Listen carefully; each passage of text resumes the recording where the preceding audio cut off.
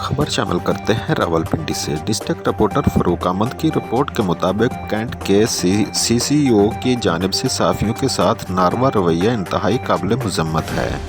CCO cantonment Imran गुलजार की जानिब से मीडिया के नुमाइंदों से बदतमीज़ी इंतहाई काबिल मज़म्मत है। अवाम के टैक्स पर अय्याशी करने वाले अफसरान का रवैया इंतहाई काबिल अफसोस है।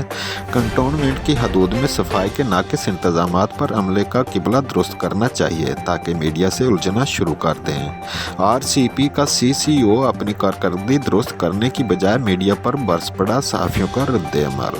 रावलपिंडी कैंट की हदूद में तजावज़ात और जगह जगह गंदगी के ढेर से शहरियों की ज़िंदगी अजीरन बनी हुई है।